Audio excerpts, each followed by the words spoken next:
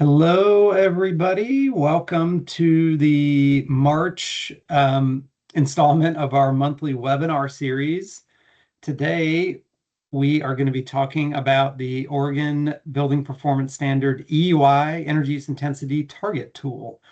This is the third installment of our monthly webinar series. Hopefully, you've had a chance to join the last couple, but just as a note, we are recording all of these webinars as well, including the Q&A sessions, and posting them up on our website in the event that you're not able to stay for the whole thing or you wanted to go back and revisit the slides and the presentations. Next slide. There you go. Thank you. So just as a reminder, this is our mission and our vision and our values. So as an agency, our vision is leading Oregon to a safe, equitable, clean, and sustainable energy future. And you can read our mission there on the slide, but just wanted to highlight again what we do as an agency at the bottom part there. So as an agency, we have a lot of different roles, and we think that the Building Performance Standard really plays a key role in each of these bullet points down there, as being a central repository for energy data, a lot of data on buildings and energy use in the existing building sector, venue for problem solving the energy challenges of the existing building sector, a lot of energy education, technical assistance, for example, with this webinar today, providing a way to figure out what your energy use target is for your building and compare that to your energy use and determine where you are relative to that, regulation and oversight with the Building Performance Standards program, and then energy programs and activities. Obviously, the work that we do in codes and standards and the agency as a whole has a lot to do with various energy programs and incentives and activities helping building owners to make their buildings more efficient. Next slide, please. So we've recently transitioned to using Teams for our webinar series from WebEx. If anyone joined before, we used to use WebEx, but Teams is I think a little bit more functional, and this is just an overview of how to take advantage of the different functions in Teams. So there's a chat feature. As we go along today, if you do have any questions, please feel free to put those in the chat along the way. We will be gathering those questions for addressing them at the end of today's session. So because we're recording this, we want to have a continual recording as part of our future posting up on the website. But then at the end of the session, we'll go through each one of those questions too. So please put the questions in the chat. We'll be logging those, and then we'll get to them at the end of the session. At the end of the session too, if you wanted, you can raise your hand and just ask your question verbally if you're kind of just taking notes along the way and prefer to ask that at the end. There's the reaction section, there's video options. Just a note, if you're not actively intending to speak, please make sure just that your mic is muted so that we don't have any disturbances as we go through the presentation. And I will just also note that this presentation is focused on the energy use intensity target tool. We've had a couple other topics with regard to like BPS 101 in our first presentation, the Berry incentive program in our second webinar. And we asked that any questions today be focused mostly on the energy use intensity target tool. We want to keep everything kind of self-contained. If you do have any broader building performance standard related questions, or any questions that are really specific to like your building and your nuanced scenario for the BPS program and coverage, we would love to answer those, but prefer to answer those just in a more one-on-one type setting where we can more fully and completely respond to those. So submit those to our help desk, call in with those questions. We'd love to answer those, but please do your best to try to keep any questions and topics today centered on the EUI target tool. Next slide, please. So this is just an agenda for today. We're going to go over the target tool capabilities, accessing the target tool, how to get to it, all about what it means, what that EUI target concept means, the energy use target concept means within the framework of the Oregon Building Performance Standard. We'll talk about the building tier, if you're familiar, between a tier 1 building, a tier 2 building, and what those requirements are within the Building Performance Standard, and how the EUI target tool can help you determine what your building tier is, how you might have some decisions to make around grouping your buildings. Say buildings are grouped on the campus. There's a pathway for group buildings within the building performance standard program. And the EUI target tool has some functionality to help you organize that. And then some special situations. And there'll be plenty of time along the way to pause and just demonstrate different functionalities within the target tool to help you make it most useful for you. So before we kind of kick off, and Lisa Gartland with the agency will be providing just about all the content today, walking you through the tool, but I figure we can just do a quick round of introductions to the Odo team that's here today, and then we'll move it over to Lisa to go through the content of the slides today. So I introduced myself, I think, briefly at the beginning, but I'm Blake Shalide. I manage the codes and standards section here at Odo, and I'll just kind of go along the line here as we see folks. Judy. Hi, I'm Judy Stockwell, and I am the public service representative for codes and standards. Thanks, Judy. Madeline. Hi, I'm Madeline O'Dwyer. I'm the policy analyst for codes and standards. Thanks, Madeline. Ken. Good morning, everyone. Ken Davies, program analyst with Codes and Standards. Thanks for joining us. Andrew. Good morning. I'm Andrew Johnson, program analyst with the Codes and Standards team, primarily working on incentive programs. Thanks, Andrew. Josh. I'm Josh Price. I am the incentives analyst for the Berry program. Thanks, Josh. And Jennifer. Hello, thank you for joining us. I'm Jennifer Villanueva, the division assistant for Odo.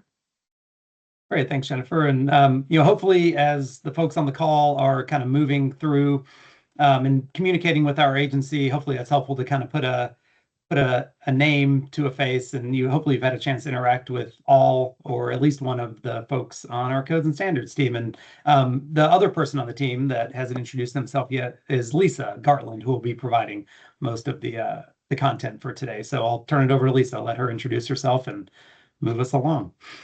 Great. Well, I am Lisa Gartland. I'm a facilities engineer in codes and standards and doing a lot of the technical support work for the BPS program.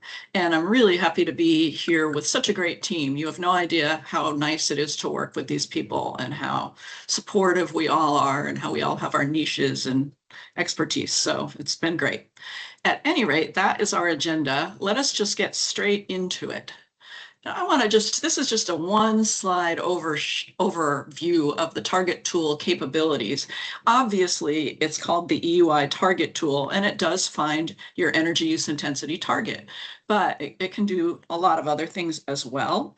It will tell you what the tier is of your building or buildings, and it will tell you what the compliance state is for those buildings. And it will also let you know if some buildings in your group are not covered, or your application are not covered.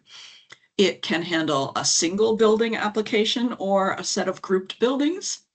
And it also can give you some guidance about special situations. It gets a little hairy when we get into what we call non-target spaces. Data centers are one of them. And it can also give you a little guidance if you have a lot of vacant spaces in your building. So we're going to go through all of this stuff piece by piece and take some breaks to jump onto the actual target tool and play with it. I'm going to play with it. You're just going to watch. So right into our next topic is accessing the target tool. First of all, it's called officially the OR BPS EUI target tool.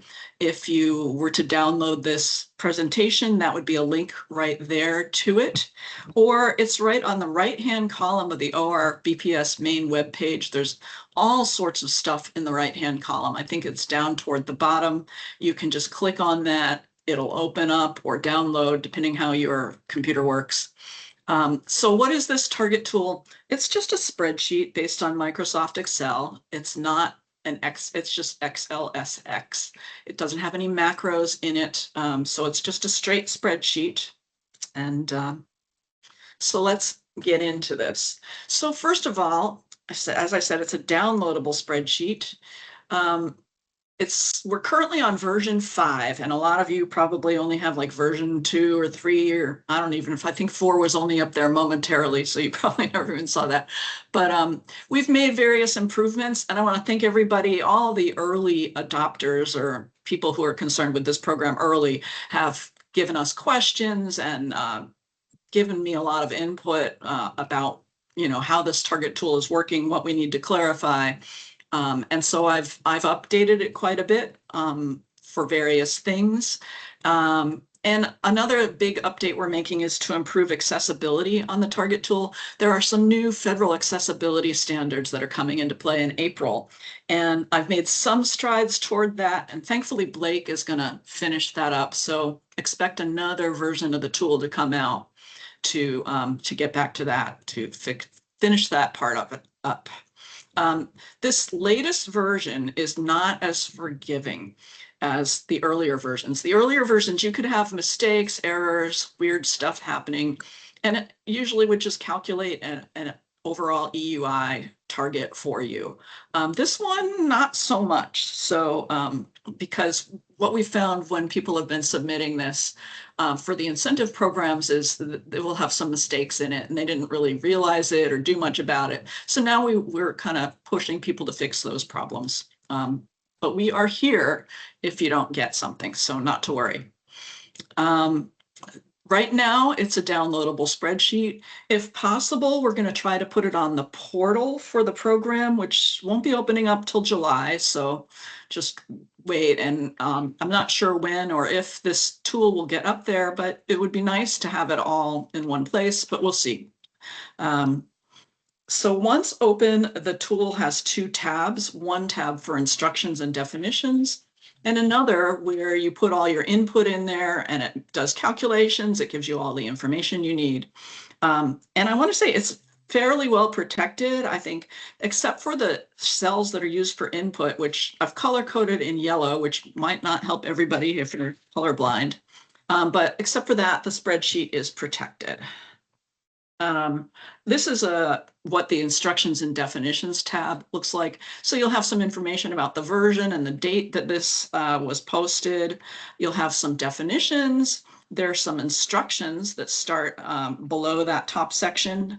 All the input that you need to put into the program is in yellow. Calculations are described in blue. Information that comes up when you input an activity type, information about that activity type will come up, and that's always displayed with a green background. And then below here, below what is shown on this screenshot, there are some tier determination logic instructions. So, and then there's the heart of this thing is the EUI sheet on another tab. At the top of this thing, there's a whole bunch of places for general input. And then on the bottom of it, there's a bunch of rows where you're going to put in your different building areas and their activity types, etc.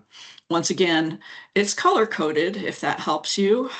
Input is always in yellow tabs, and I've actually changed it. I have it where the little bit darker yellow is a drop down box. So it's not just free typing, it's specific entries that you can make.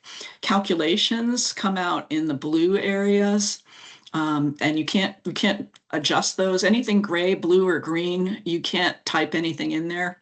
Information shows up all the way on the, let's see, right-hand side in the green columns. And then errors. If you have errors, hopefully they're all displaying in an orange color, and it hopefully also just says error, so you know there's something wrong. So what you need to do, what I've shown here is just blank, but there are cells in the top section that only pop up and ask for input or give you some information if you have a particular scenario. So keep an eye up there. So I'm going to pause now and open up the target tool and just show you what I just talked about. So here is the target tool. Here's the instructions and definitions sheet.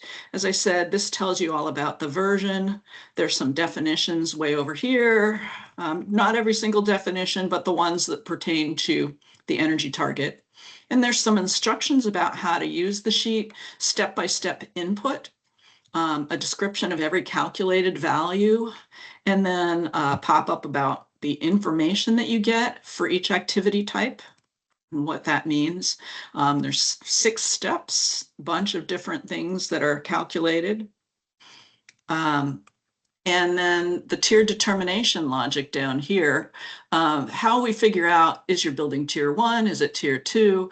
As you know, this program has these special tier 2 buildings, and it gets kind of hairy when you end up with a mixed use building that has a special tier 2 use and a non-special tier 2 use, a tier 1 use.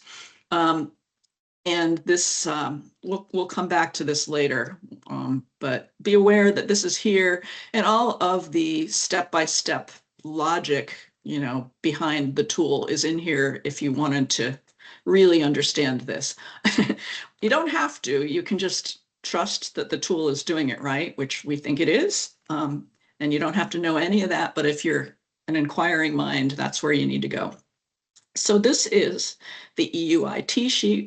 It's the big action sheet. So I said this section up here up until row 10, that's all input and output.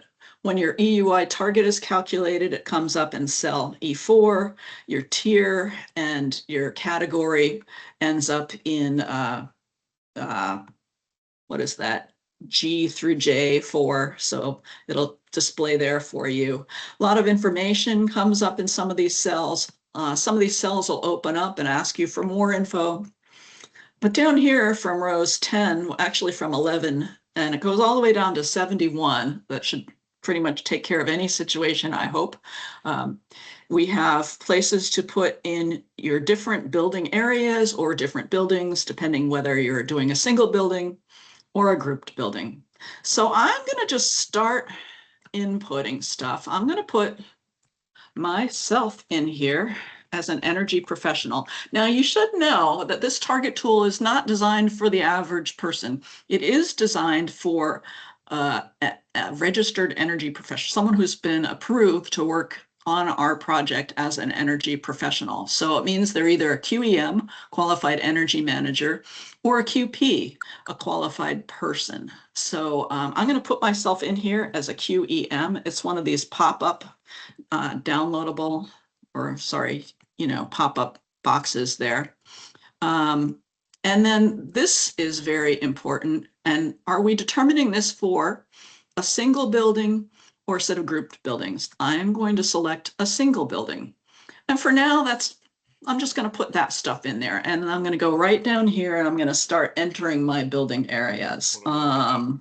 So I had the idea to, actually, I'm going to just stop there because we're going to do this next. Just making sure I've covered everything. I also wanted to point out this single and grouped, there's a toggle. When it's a single building, you get different things come up. It says building name down here, or for grouped buildings, it says building name. If I go back to single buildings, it asks you for area definitions. So areas of your building. If you're doing grouped buildings, you should be aware that you can only do building by building, but if you're doing a single building, you can break that up into different areas. So, so I'm going to go back to the presentation. Talk about errors to avoid. Fill out all your fields accurately. We will see later that you want to enter everything you can. If you don't, you will run into some problems. The QEM, QP, QEMs, qualified energy managers, can provide services for tier 2 buildings.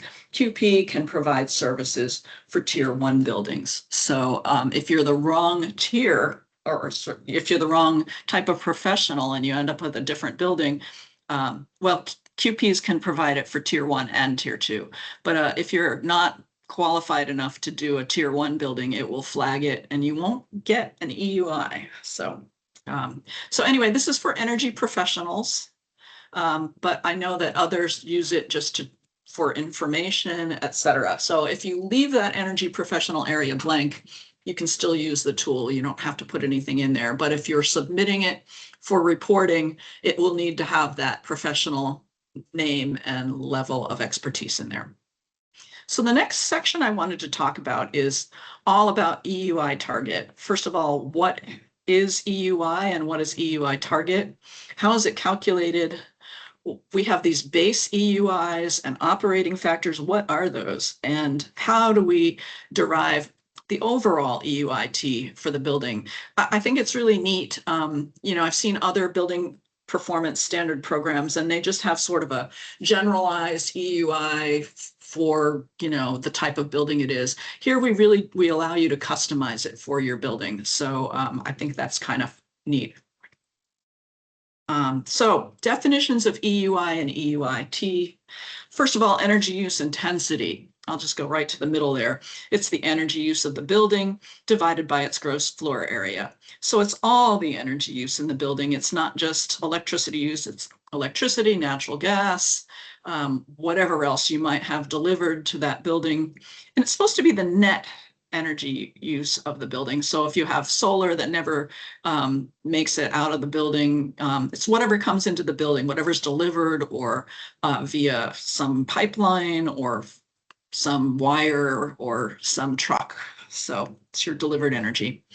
EUI target is your is the target. It's the value that we would like you to hit, if possible. It was defined in the legislation as about the average of where buildings of a certain type are supposed to be. So do we want you to actually get to that target? Well, to be honest, we realize that lots of buildings are not able to get to their target. What we're hoping for is that buildings that are above their target will take some action to reduce their energy use. And the wonderful thing about this program, I think it's wonderful, you might think it's a pain, is that people get a feel for what their building is doing. They get a feel for what their energy use is and how it compares to similar buildings. And that's called benchmarking. That's a definition at the top where I talk about benchmarking building. It compares the energy use of similar buildings. So we look at energy use intensity compared to the energy use intensity target that's customized for your building. So if you're over your target, you'll need to take action. If you're below your target, that's great. And you can rest assured your building's doing well. 5 years from now, you'll need to keep telling us that you're doing well because things change, but it's a really great indicator. So base target values. So when you put your activity type into the target tool, a base value will pop up for that activity type. They were predetermined for 113 different activity types, although I have to say there's a lot of overlap in those different activity types. There's a lot of offices that all have the same values.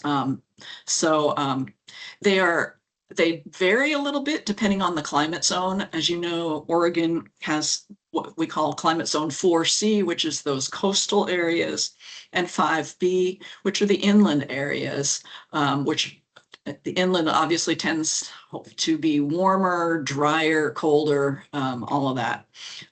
You don't have to know what your climate zone is. You just have to know the county that the building is in, and you can put that into the tool and it will come up with your climate zone.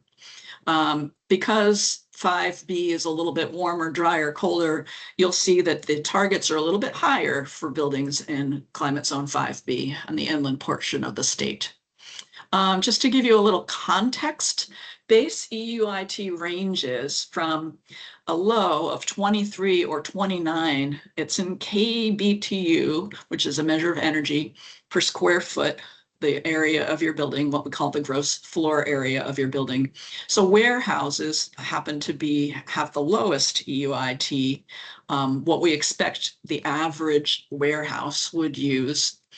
And the maximum value is for restaurants, and that is a value of 325 or 340, depending on your climate zone. So you can see a huge, huge difference there.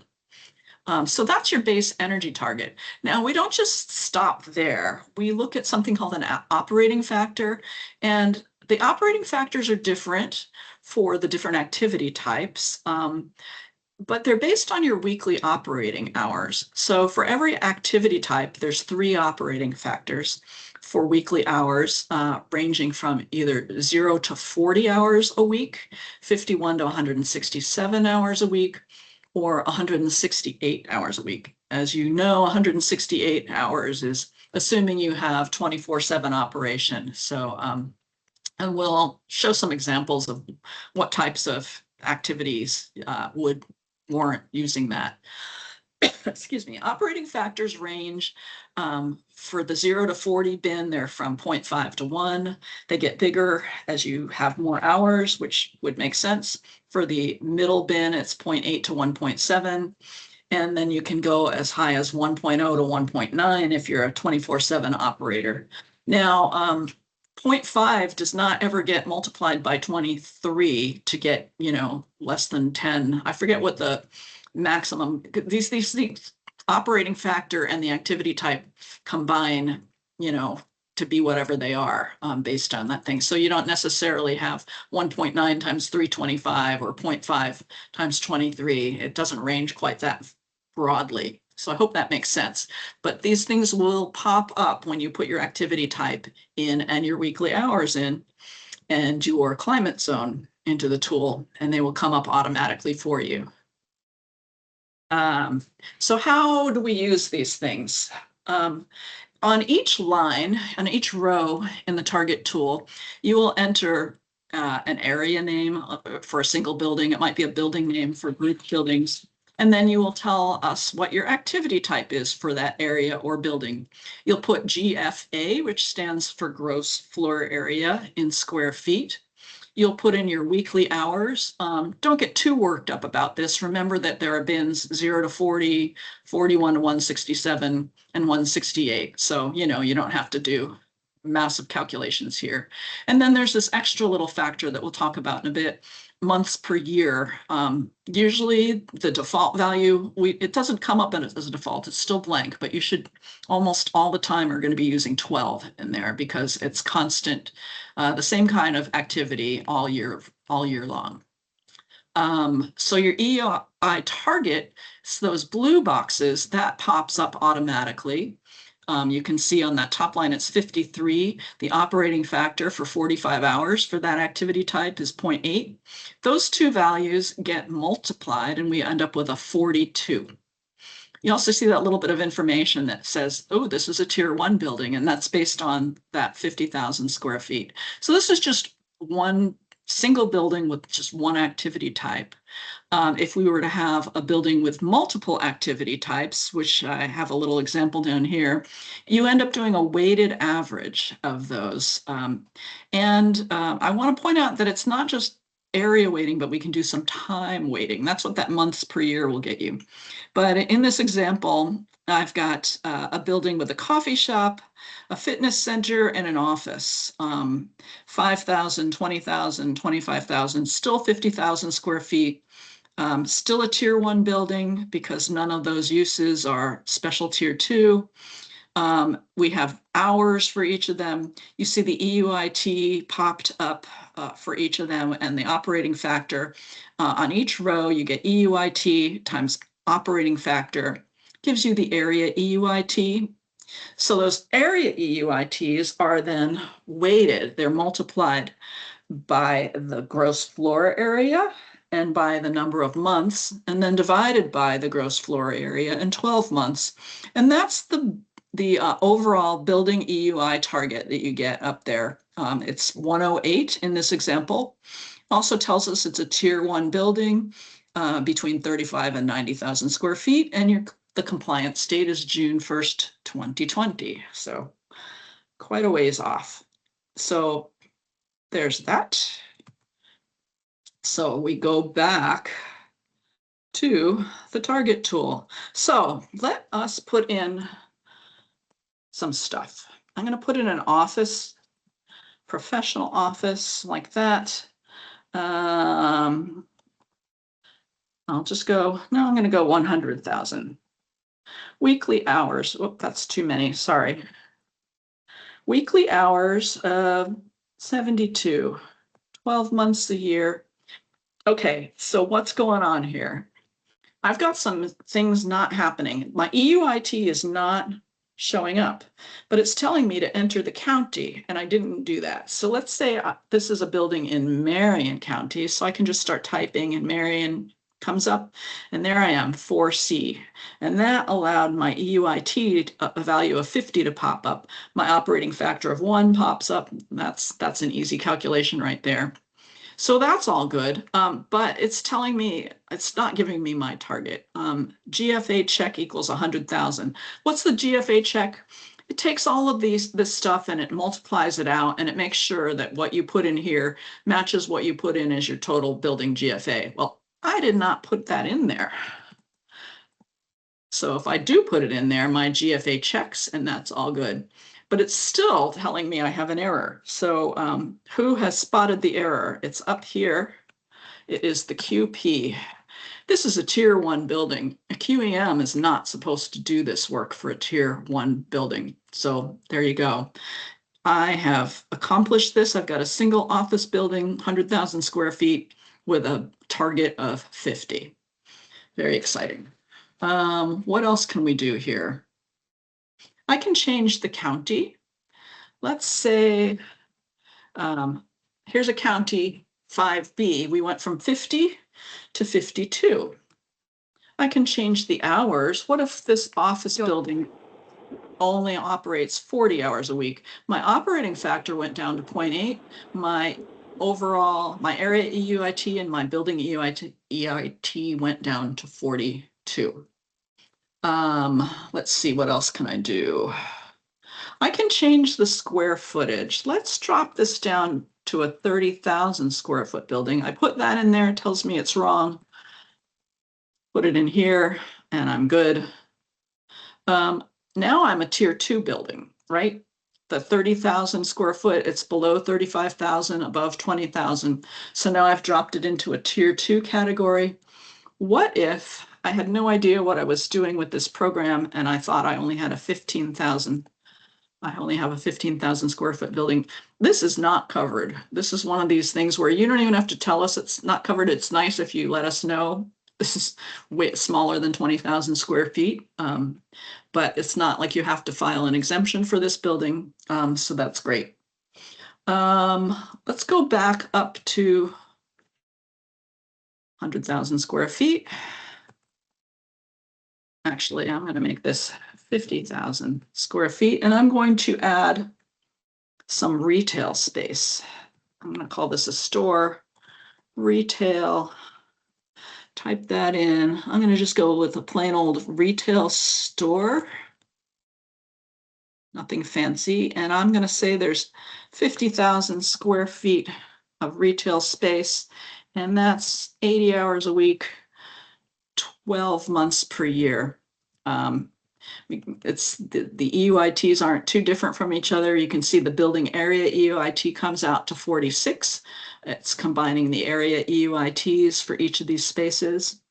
Let's say that this retail store is, I love this example of the Halloween store, which it's a retail store all year round, but for 3 months of the year, it's going to still be 50,000 square feet. It's going to have 90 hours for part of the year, let's say for 3 months. For 9 months, it's going to have 45 hours. And so what's going on here? Why am I doing this? Every so often you run into a building that has some seasonal differences. And so that's what I'm trying to reflect here. This months per year, 9 and 3, reflects that seasonal variation for this 50,000 square foot area of this building. It's the same area. Notice areas, I've got area 1, 2, and 2. I put the same name in here, made the same thing pop up here, and it tells us that this is all the same area. It's if I called it store 2, I think it would give me area 3. It would still give me the same target for the building. But it's a little bit clearer for those of us who have to review your forms if we just keep it all together and we know we're talking about area 2, the same area, same name. Put them on consecutive rows if you're going to be doing this. Otherwise, the tool will be confused and it will pop up as 2 different areas and things will not be good for you. So I think that's everything I wanted to show you right now. I am ready to go back to the presentation. So the next thing we need to think about is the building tier. I've told you all about EUI target. You see how that's calculated. You see where it comes up in the tool. Now, what about building tier? We're going to talk about why building tier matters to Oregon BPS compliance, to your compliance state, to buildings that are covered, and etc. So as we know, the requirements under this program is for tier 1 and tier 2 buildings to benchmark. So that means they're supposed to find this energy use intensity target that we're talking about today. They're also supposed to calculate their energy use intensity. And then if you're a tier 1 building, you're not done. Tier 2 buildings are pretty much done at that point. Tier 1 buildings have to figure out what's going on. If their energy use is above target, then they have to take action. And that action involves doing an energy audit and possibly doing a life cycle cost assessment if you want to look a little bit further under the hood of the finances there. And that energy audit is supposed to be done by the building's compliance state. Stemming from that energy audit, you're going to get what we call cost-effective energy efficiency measures. That means that you would implement these measures and they're supposed to pay for themselves over their lifetime. Obviously, they're not free to install. Even the simplest measure takes a little bit of labor, time, and effort, but they should pay for themselves in at least over their lifetime, if not, hopefully sooner. So, and the other thing about tier 1 buildings, if you're not meeting your energy target, is they also have to put in something called an operations and maintenance plan and an energy management plan. So we're not asking for the actual programs and plans. We're asking for that QE. It's going to be for the tier 1 building. It'll be a qualified person or QP. We're asking for them to go through a checklist and make sure that the building actually has these plans, that they're actually following them. And if not, give them some help beefing up their plans. So you need to know that energy professionals are supposed to do this benchmarking. They're supposed to be doing energy audits. That's a different type of energy professional, the qualified energy auditor. But the QP is going to be doing the O&M and EMP for any tier 1 buildings as well. So just keep in mind the EUI is your net building energy use per gross floor area. Your EUIT is your predetermined EUI target based on activity types. It's customized for your building. And let's see. So building tiers, you're probably pretty familiar with this, all of you, but I just wanted to put it out there again. This is our handy dandy table of all this stuff outlining tier 1 buildings and their compliance states. The larger the building, the earlier the compliance state. Tier 1 buildings have a compliance state of June 1st, 2028, 1 year and 1 quarter approximately away. So, or sorry, 2 years and 1 quarter away. And then there's these tier 2 buildings. And so tier two buildings, there's this non-residential hotel or motel. There are sort of the regular use that we call, and then there's these special uses, multifamily, hospital, school, university, dormitory, barracks, prison, and residential senior care facilities. Those are all what we call the special tier 2 categories. If you're in a special tier 2 category or a regular tier 2 category or an extended tier 2 category that we'll talk about a little bit later, your compliance date is July 1st, 2028.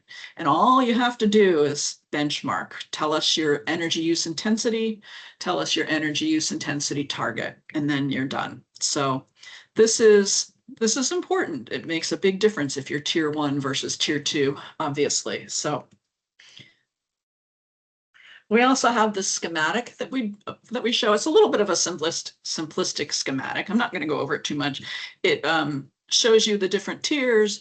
It doesn't really address a couple of more complicated situations, though, which would be mixed use buildings, which have some special uses and some regular uses, the regular being non-residential hotel and motel, and special being that long list of different property types. It doesn't really address a group of buildings. It doesn't say anything at all about this extended tier 2 thing that we've got going on. But we'll get into that later.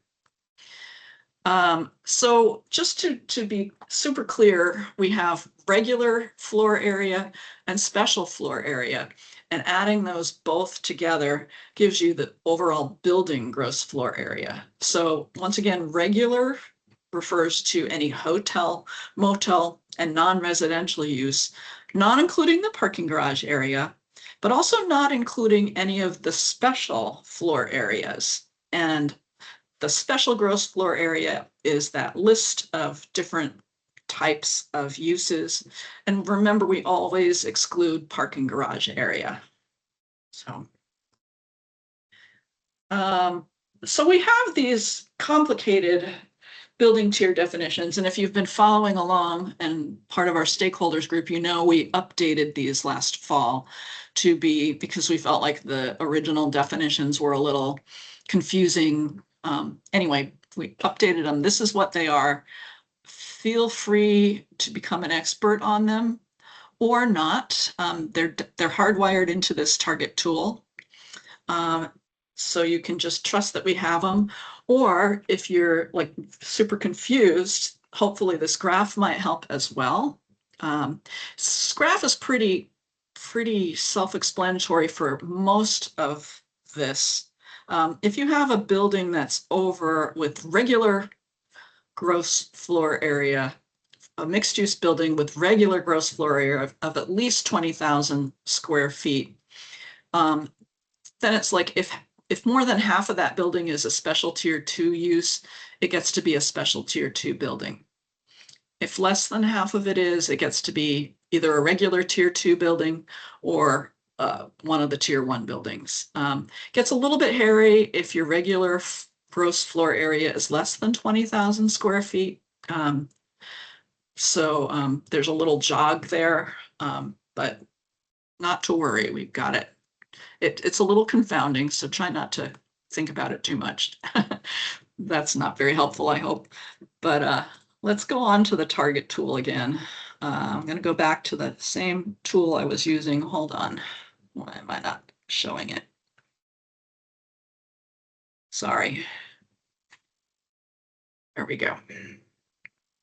So back to this guy here. Go through my notes. Okay, so I have this office and retail example of 100,000 square feet. So I'm going to change this. First of all, I'm going to get rid of this extra use down here, and I'm just going to go with 12 months a year. So we've just got these two uses. Now I'm going to change this from an office to a high school and a gym, just to see what in the world is going to happen here. We are going to go to, you can just start typing high and it comes up, and gym doesn't come up, but fitness center does. So there we go. We've got a gym and a fitness center, 100,000 square feet. This high school, it's still a single building here. This high school is 50,000 square feet of a special tier 2 type of building. So therefore it is a special tier 2 building. Let's see, what was I going to do? So I wanted to reduce the square footage. I'm going to make the high school 25,000 square feet, and the gym 5,000 square feet, which means I have to drop this down to 30,000 square feet to make the whole thing work, right? Oh, okay, so I'm below 35,000 square feet, but it's a special tier 2 building. That means this building isn't covered because special tier 2 buildings start at 35,000 square feet, not 20,000 for the regular GFA. Does that, I hope that you're following all this. Let's see, what else was I going to do here? So that's a building that's not covered. Then there's this really funky example of a church with a preschool. And this is based on, loosely based on a real life example. So I am going to take this as the church is 35,000 square feet. The preschool is 1,000 square feet. I'm not going to be too worried about the weekly hours. So this school is a special tier 2 type of, oh, sorry, I didn't change that. So church, it doesn't come up in church, but it does come up with religious. And what I need to put here is preschool. Okay, I think I've got it now, right?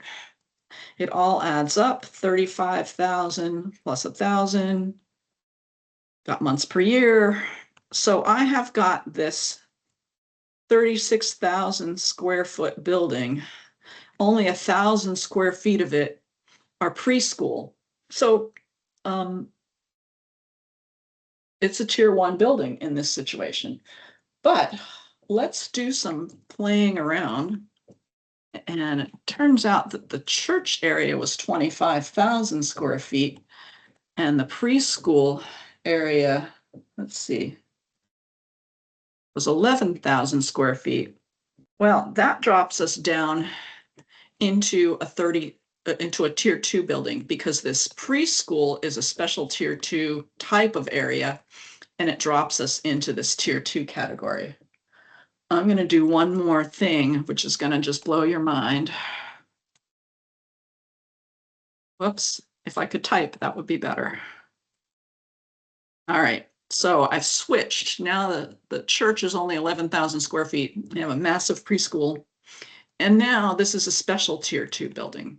Now, I don't know if it matters so much. Tier 2, special tier 2, extended tier 2, they all have the same requirements, but it's kind of interesting to see how things can work. And that's all because of that little jog in that definition that we showed in that graph. So I just wanted to point that out. So I hope I've completely confused everybody now. I'm going to go back to the presentation and I want to talk about errors to avoid. You can see I've been putting in activity types. Don't skip entry rows, just one row after another. Don't have any blank rows. One other thing to note is don't copy and paste rows. If you're doing stuff, just delete your entry and start over. Just go through and hit delete of any of those cells where you entered information and just start putting information in again. Always be sure to enter your weekly hours for each row. Be cognizant of the 3 different weekly hour bins there. Be sure to enter months. Use 12 unless you don't think you should. So, you know, if you're a school, I know that it's tempting to say my school only operates 9 months a year and for 3 months it's off. But schools, actually, their target was based on a 12-month period. So keep it at 12. Unless something is going on at your school that's has significantly different hours or a different use in the summertime or over some other break. And then that GFA check will double check that the GFA times the months all adds up. And if it doesn't, you will get an error. So so you'll need to do a little math sometimes. So that is building tier. The next, everything's getting more and more complicated here, right? So the next thing we're going up in terms of complexity is whether or not you want to have a set of grouped buildings or submit as a set of group buildings. So we're going to go through group building definitions, requirements, the benefits of having a group building, and we're going to look at some of the different things that you have to remember. So when you go up to a grouped building scenario, you have to input information on a per building basis, whereas for a single building, you could break your building down. So if you have a set of group buildings and one of the buildings has multiple things going on in it, you're just going to have to pick the one with the greatest floor area for that building. So it might be a little bit of a compromise if you're submitting as a group building. So definitions, let's see. The important thing about grouped buildings, you don't just say, oh, I have a whole bunch of buildings and that's great, I'm going to submit them as a group. Nope. So they need to comply at the connected or campus level or at the complex level, which are all defined terms below. But the other important thing is they have to have a single shared primary function, which means, it might be a retail strip mall that someone owns, or a retail mall with separate buildings that someone owns. And the whole function of that is some retail thing. It might have, so it has to have a single shared primary function, and it has to be, let's see, along with any other connected buildings that are not covered buildings. So connected buildings, they have to be, so the group buildings have to be connected to each other, which means they're on contiguous property, and they may or may not share energy metering. I should have looked at this slide before, because what is contiguous property? First of all, it's at the bottom. Adjoining property sharing a common border under sole ownership. So I want to tell you, there are a lot of building owners, and they have, maybe they own a bunch of drugstores all throughout the state. They cannot submit those as a set of grouped buildings because they're not on contiguous property. They're all over the place. So they're going to have to submit as single buildings unless there's some other buildings on that contiguous, on that property under the same ownership there. So I'm not going to go over this. You can look at this a little bit more. I'm going to just get to the examples. So when you're working on the target tool, there's a new thing in version 5 that has popped up. So if you tell us that you have grouped buildings, you're going to need to indicate yes or no for two situations. Is it, you can only be a grouped building if you either have the same owner and primary function and are on contiguous property. If you check that as yes, it can be a set of group buildings. Or if the buildings share meters or are on the same district system, then you can say yes, and that can be a set of group buildings. You can have one of those questions be yes and the other one be no. If they're both no, you cannot submit those as grouped buildings, and they will need to be just a set of single buildings submitted separately. So I hope that's clear, and I will show that in the tool in a minute. So when can you group buildings? You must group your buildings if they share energy metering.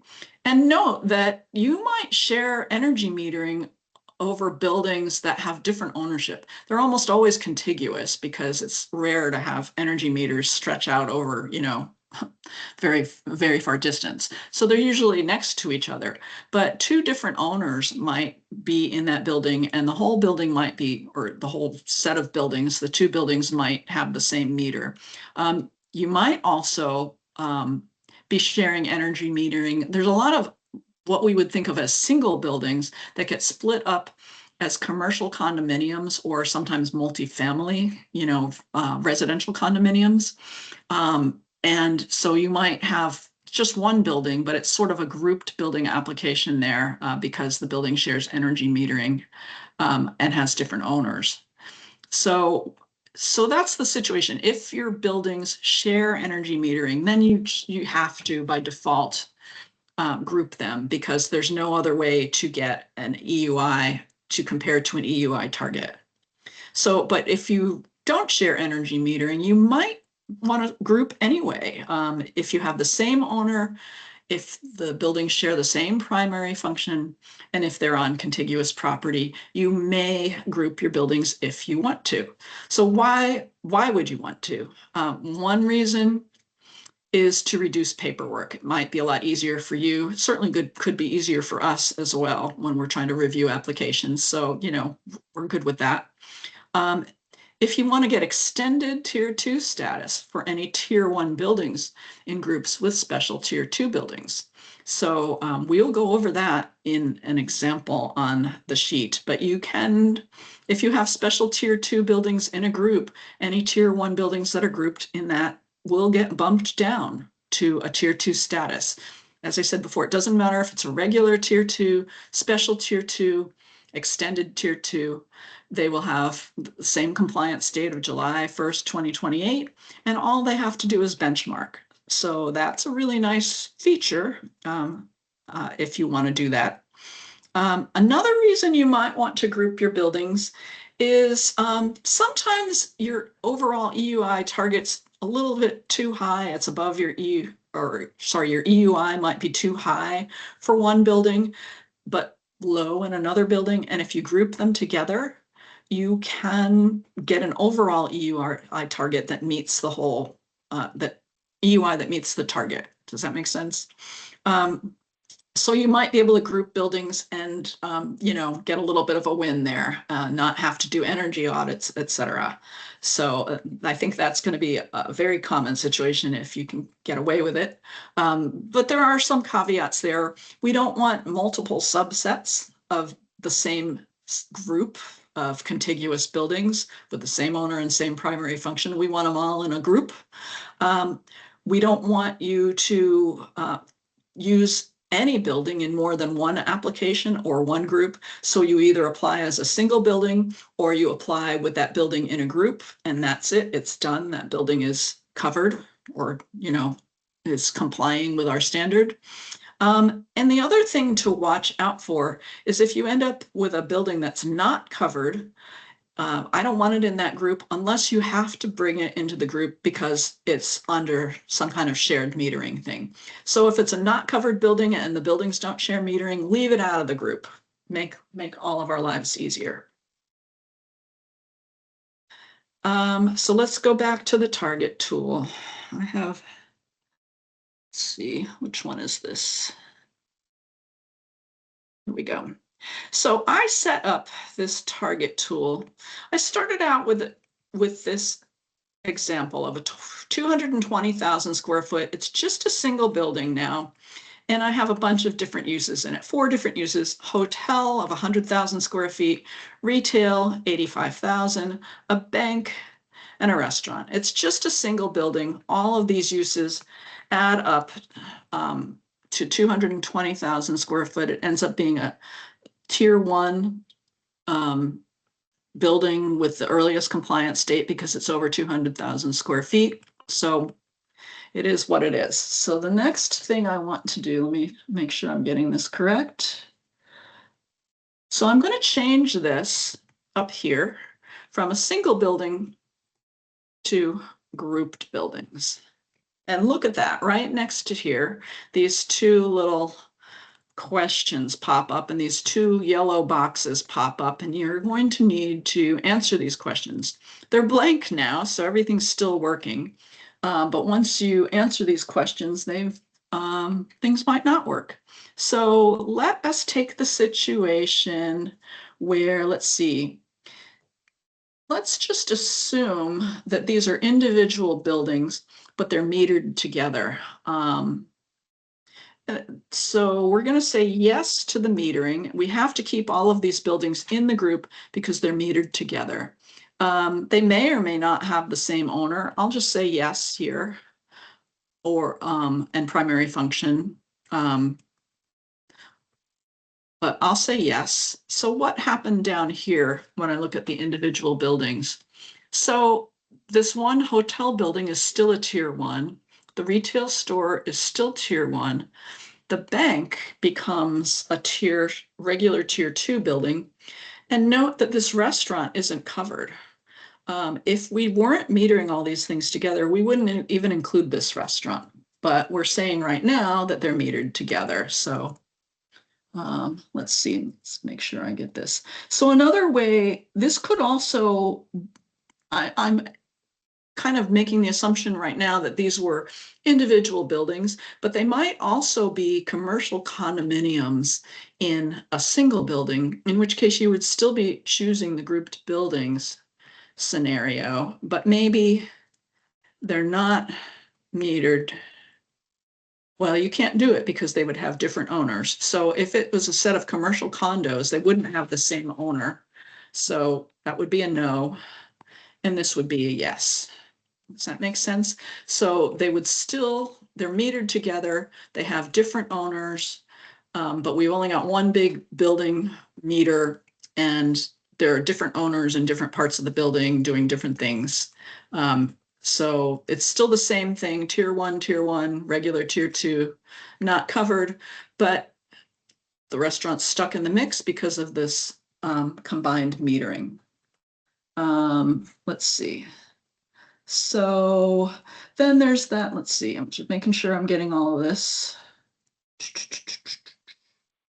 So I'm going to change the hotel to, instead of a hotel, we have apartments in this set of buildings or condominiums or whatever it is. So MULTI, multifamily housing. So note that I've got the weekly hours. Usually for hotels and multifamily housing, you put 168 in because you know, people are living there all the time and etc. So what does this do for us? Remember, multifamily is a special tier 2 use. We still have a 220,000 set of group buildings with 220,000 square feet total. The individual buildings, 100,000 square feet of multifamily, is a special tier 2 building because we're able to group these because they have shared metering. We have extended tier 2. This was the other tier 1 building, right? 85,000 square feet. It gets extended tier 2 status by virtue of being in this group with these apartments. And then regular tier, the bank is still regular tier 2. And the reason for that is because it's below 35,000 square feet. Otherwise, it might also get, it would also get extended tier 2. It doesn't really matter what kind of tier 2 it is, but just as a technicality. And the restaurant still sitting out there uncovered. Let's say that these buildings have the same owner, are not on the same meter, then that restaurant really has to get out of here. We don't want that restaurant in here anymore. I'm just going to delete it. My square footage is going to drop by 10,000. So I want to fix this so that everything works. So then I just have 3 buildings in this group, right? The interesting thing is look at this group EUI target and how much it fell. I forget what it was before, but that restaurant had a base use of like 325, right? Base EUIT of 325. So I pulled the restaurant out because it's not a shared metering situation, and we don't want a restaurant in there. It's not a covered building. We don't need to report on it. We don't want you to report on it. But it does drop your group EUI target down. I think that's everything I wanted to go over for this, and I'm going to go back to the presentation. So errors to avoid. When you're looking at group buildings, once again, you have to answer yes to one of those 2 questions. One thing that's really helpful, I didn't really go over this and I should have, but in the top section, you're supposed to be entering your U bids for the buildings. And it's very helpful if you enter your U bids in the same order as for the rows below, so that when we're going back to check everything, it's a little bit clear which building has which U bid. So try to keep, organized record keeping there. Again, for grouped buildings, you're only supposed to use one activity type per building for any given time period.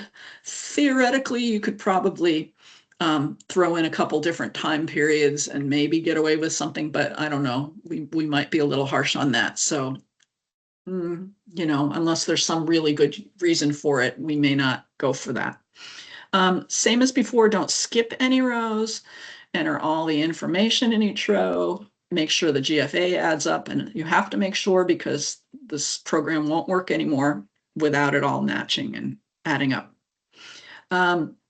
Another thing that I haven't spoken about much is your EUI target is calculated in this tool, but your actual building or area or group of buildings EUI is calculated in Energy Star Portfolio Manager.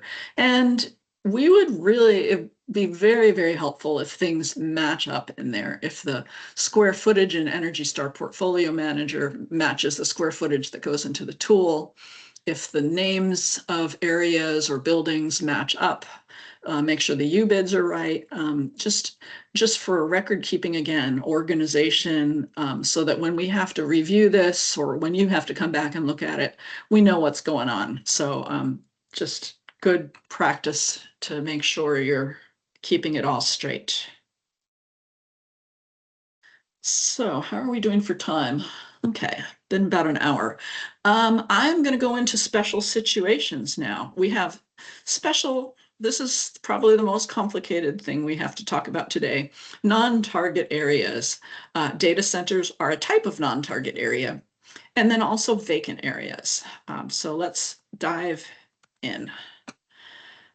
So there are 3 non-target activity types. And why? Okay, so what is it? First of all, a non-target activity type doesn't have an EUI target value. You know how these base values pop up for different activity types? You'll put these into the tool and it'll come up with 0. The operating factor as well comes up with 0.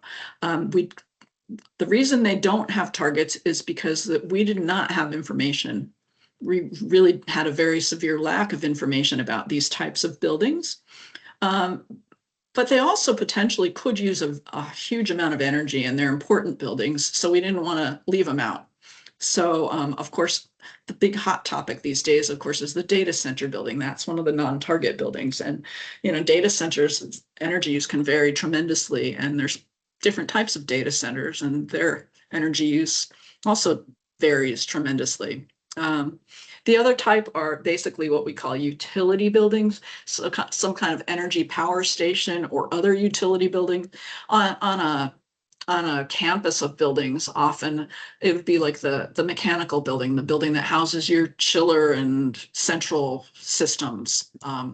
Could be one of these utility other buildings or some kind of energy power station. Who knows what you've got? So we don't really know much about how much energy these buildings use, but we are concerned with them. So the thing about non-target areas, it's not just all hunky-dory non-target area. Big deal, you declare it and then you move on. It's not that simple. If you have a non-target area, by default, we assume that it is not going to meet its energy target. It doesn't have an energy target to meet. So it doesn't meet its energy target or EUI target. So, and it matters depending on how much of the building these non-target areas take up. If they are less than 10% of the building area, you can usually just declare you have a little bit of non-target area, and if the rest of the building meets target, just move on, right? And you don't have to do any special reporting for that non-target area.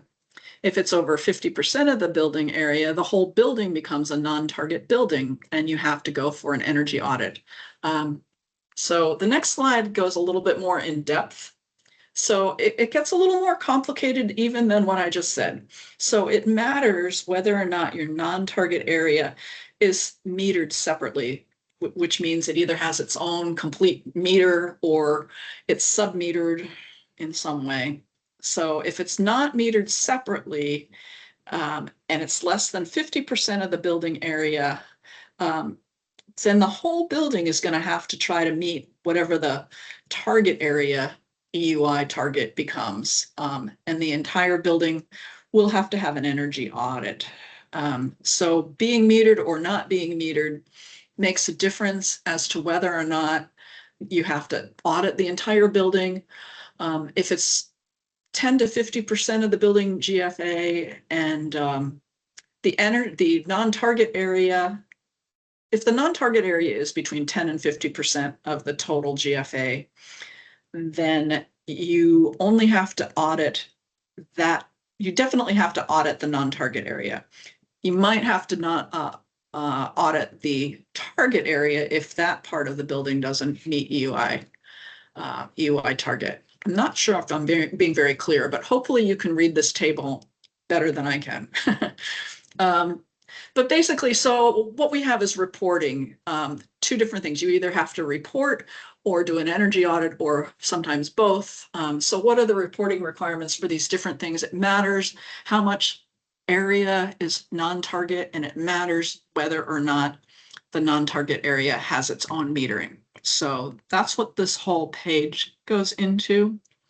And hopefully this makes sense to you.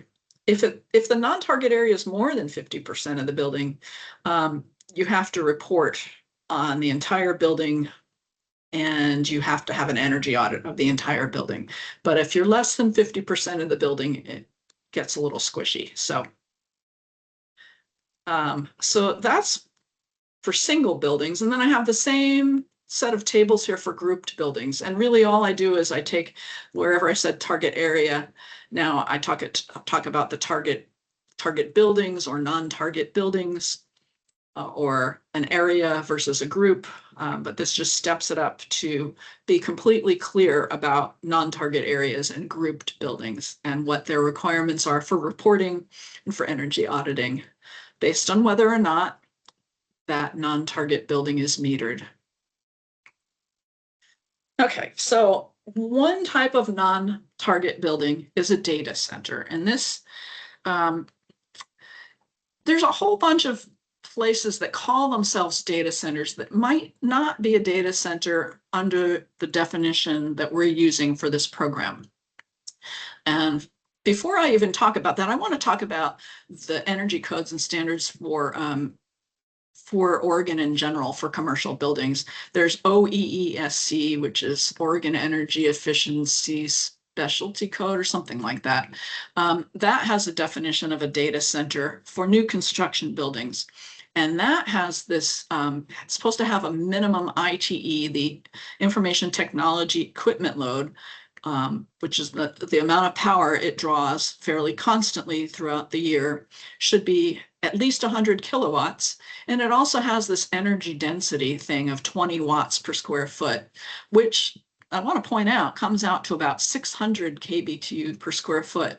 Remember, we saw our maximum base EUI value of 325 or 340. So we're talking these data centers under new construction guidelines are using a lot. They have very high energy use intensity under that definition. So stepping back from that, that is our code's definition for new construction or renovation of buildings.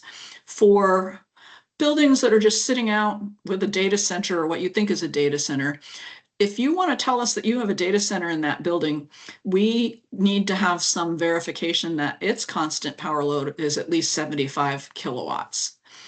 But we do not have a watts per square foot or kBTU per square foot requirement. So it doesn't have to be particularly dense or have very high energy use intensity, but it does need to have this load of at least 75 kilowatts. So it's a little less restrictive, a little more generous, or maybe not. I don't know how you feel about that. But so this data center is considered a non-target area.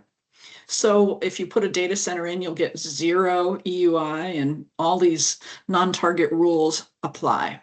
And then there are some specific definitions about what is included in a data center floor area. And it's raised floor computing space, server racks, aisles, storage silos, control consoles, batteries, mechanical rooms for dedicated cooling equipment. But it does not include, like some office building server closet or some telecommunications closet, computer training, the office, the elevators, corridors, etc. So what else can I say about that? Nothing really. All right, moving on. So the important thing is that the data center must draw at least 75 kilowatts. Kilowatts is a measure of power draw. How would you figure that out? Well, if it's metered, it's usually going to be just strictly electricity. It will have some annual summation of its kilowatt hours, and you divide that by 8760, which is the number of hours in a year, to get kilowatts. We expect it to be either from ITE or UPS. If it's like some of these new data centers, almost all of them have this continuous metering of the ITE systems, or the UPS, which is called the uninterruptible power supply. They almost generally have this continuous metering. Some of these older buildings might just have a total building meter.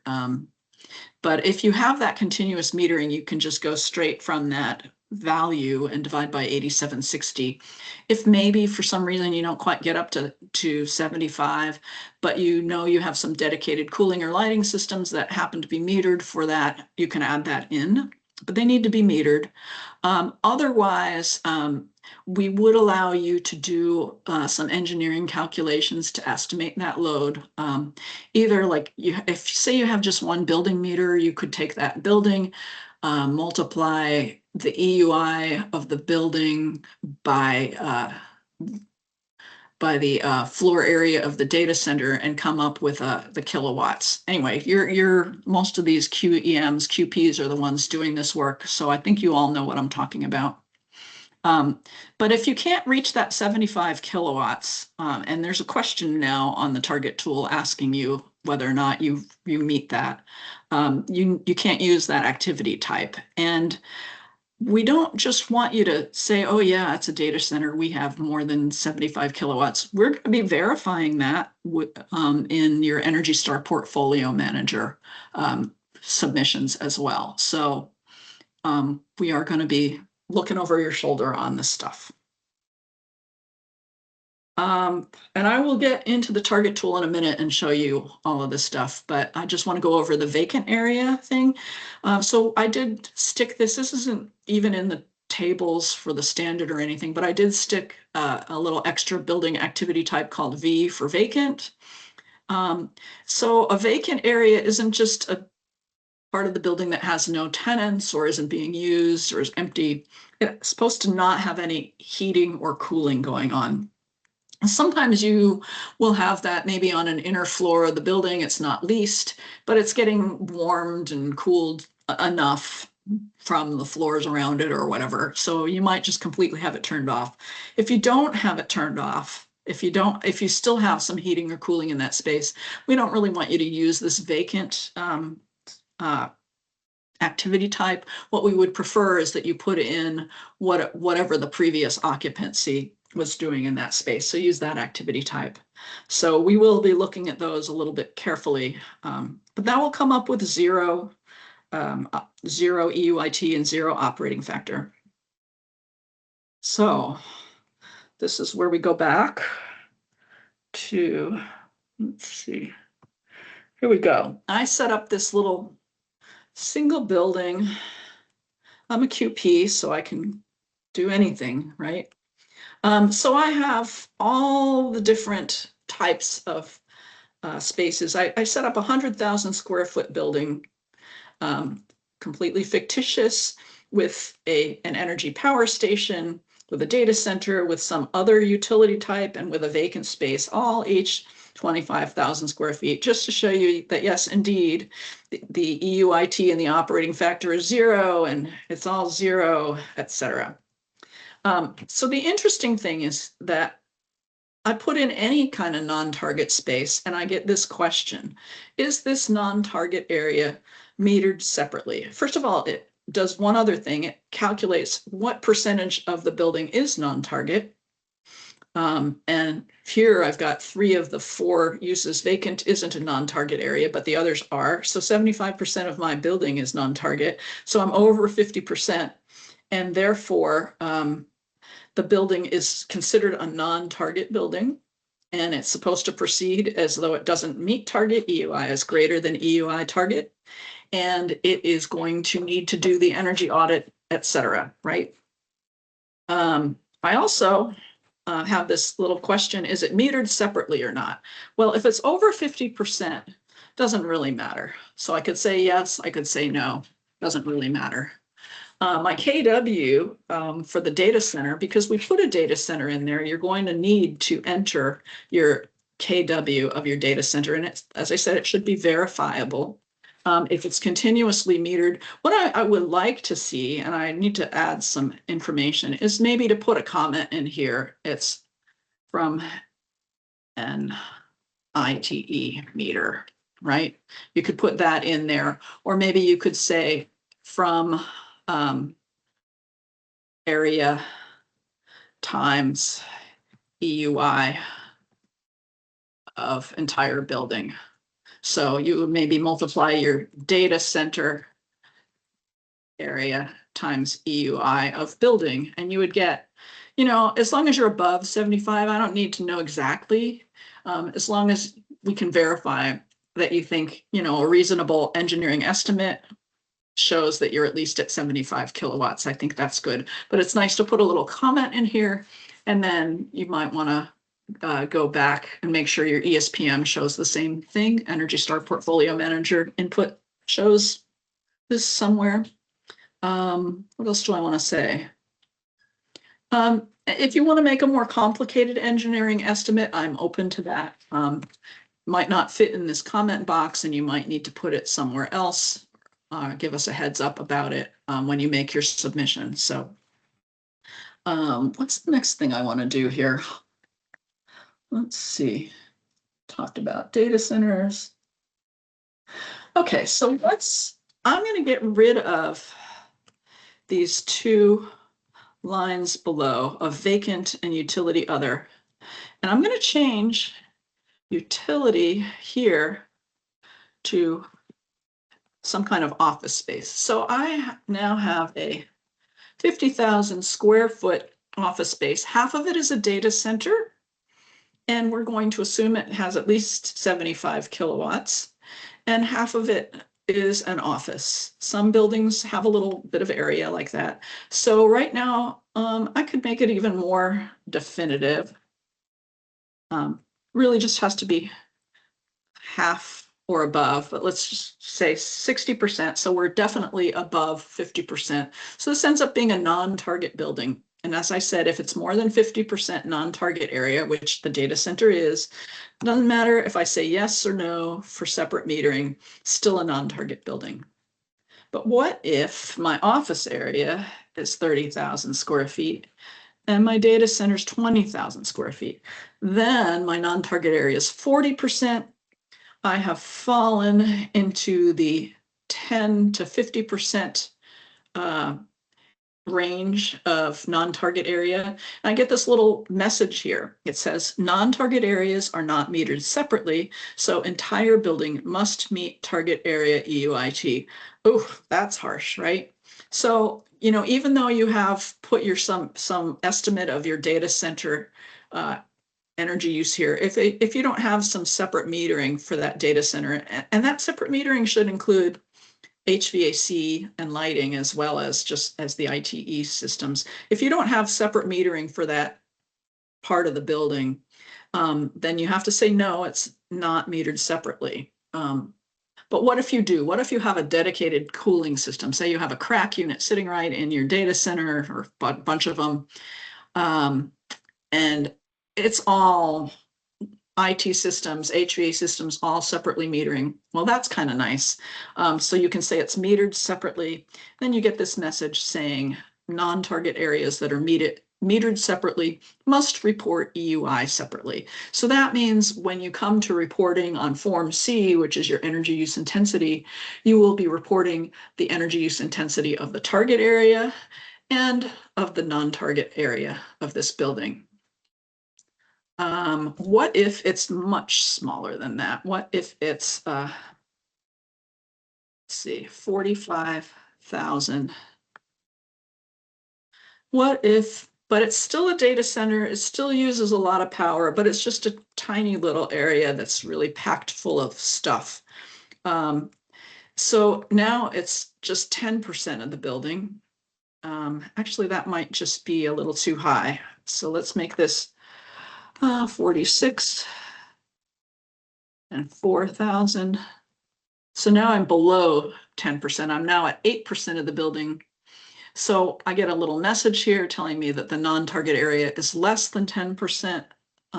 That's metered separately. It can be excluded. So as long as your non-target area is metered separately, you can exclude it from your overall building EUIT.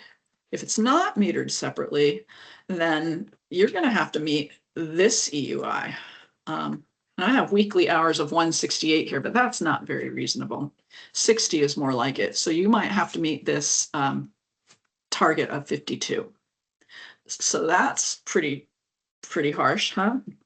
If you have a data center and you know it uses a lot of energy. So, but you know, is it the end of the world? You don't meet your target. That's a bummer, but means you have to get an energy audit. It means that you have a building that's using a lot of energy, a lot more than we expect. And getting an energy audit is supposed to pay for itself. It's supposed to save you a lot of money with utility costs. Who knows where they're going right now? It could be a good thing. So we're trying not to think of it as a punitive thing. We're trying to think of it as an opportunity and an informational source for you to find out what's going on in your buildings. So that Hey, Lisa, this is Blake. I just wanted to jump in with a quick time check. I know we've just got a few minutes left before the 12:30 mark. And I think we can certainly stick around and answer questions, but you know, after that time, but I just wanted to jump in. There's a few questions in the chat, make sure we can get to those. But thanks for walking through all these awesome examples. I think they've been really helpful for everybody. And that's it. I just want to point out that we do have a whole bunch of resources online. We have a bunch of guidance documents, lots of other resources. If you're not a registered energy professional, please register with us by submitting a Form Q, and I will review that and try to add you to our list of professionals. I think that's about it. So yeah, maybe we have 10 minutes to go over questions. This took a while. Appreciate those of you who stuck it out. Well, yeah, it took a while because there was a lot of great content. Hopefully it was helpful for folks to understand all the different functionalities within the tool and just kind of reinforce that it's based on the equations to determine and the whole process for determining that EUI target. But really, we've done a lot of the work, hopefully for you, in developing a tool that'll calculate that EUI target so that you don't have to develop that calculator. We've already got it up on our website.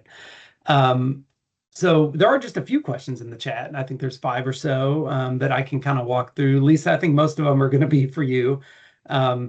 And I think folks, if there's any other questions or follow-ups, can certainly feel free to add those or raise your hand there too as we're going through. So the first question is, do you get an error if you select grouped buildings but forget to answer the questions? That's a good question. I should probably put an error in there. At this point, maybe the next version of the tool, I'll clean that up and give you an error for that, because I do want people to answer those questions. Right now, if they're left blank, you kind of get a pass. Try not to be so punitive. I mean, you'd like to sort of game out your system here, but right now it doesn't. So who knows? Thanks. Second question, if different owners have to submit as a group building because they share metering, they just have to get together to submit one set of paperwork and share an Energy Star portfolio manager account. Is that that's a question? Yeah, I think that's the way it will work. And, you know, it can be a little bit challenging to get all of your metering data, you know, electricity, natural gas, any other fuels. But yeah, working together is great if you can do that. Otherwise, there are some ways to get that data together. But in general, yes, you want to put it, if it's metered together, you'll need to do a grouped application for the energy tool and also on the EUI. Yeah, thanks. And I know that was kind of a hypothetical question, but if there are any specific situations that folks wanted to ask about or get input on, and feel free to submit those to us, and we're happy to talk about those specific situations. Third question, how do you handle a target for a building that has a manufacturing space that is less than 50% of the square footage? There doesn't seem to be an activity type option for manufacturing in the EUI tool. There is not. I really think you could use one of those non-target activity types. A utility other could be an option. But if you want to talk to me specifically, there may be some, you know, I put together a list. I know I had some people from airports that had asked me about various things that they could use. So I had a few tricks up my sleeve for that. I would love to hear a specific question though, and from anybody who has this situation. Yeah, thanks. Fourth question. Do those grouped building non-target activity guidelines apply to single buildings as well? Yes, I mean, I had those two sheets in there, one for single buildings and one for group buildings. It's really the same range. It's the same range of percentages of total GFA, whether it be a single building or a group building. It's just, you know, I changed the language from area to group to building and from building to group, just to be completely clear. So yeah, it's pretty much the same thing. It's just on a higher level. Thanks. Next question. For a university campus, if most buildings are grouped for reporting, would the dormitories need to be grouped separately? No, you could, it depends. I mean, a university tends to be primary owner, primary function, contiguous property, all the same. So however much you want to put on your application is fine with me. They don't have to be metered together. Because they all share the same primary function. If it's more comfortable for you, whoever's doing the work, to put them out separately, that's fine. I mean, you might have situations where, you know, I'm not going to encourage you to do this, but sometimes grouping different sets of buildings together can help you meet target. So I shouldn't encourage that, but it's a reality, and I know you're all going to game it out. So okay, next question, and this isn't specific really to the target tool, but so maybe this is more useful or appropriate to discuss separately, but it's about, can you comment on what the approval process is for determining which specific energy loads can be considered eligible for export, subtracted from consumption within the net energy equation described in Standard 100? well, you know, it's pretty much fuel that's delivered to the building versus fuel that leaves the building. So if you have some solar generation that's leaving the building, you should have some kind of net electricity meter, right? I think most of the other types of fuel, I don't think you're going to be offloading a whole lot of natural gas from your building to somewhere else. But I don't know. I mean, I'd love to see a specific, once again, that's a very specific question, and I can advise on a particular situation. Yeah, thanks. And I think the last question, at least in the chat here, and it says this might be an office hour question, but we're waiting for PE licenses to transfer to Oregon before we register as a QEA with Odo. Is there a strictness of getting the QP and QEA forms in ahead of the EUI target tool or audits? we don't want to have any forms delivered without someone with the proper certification.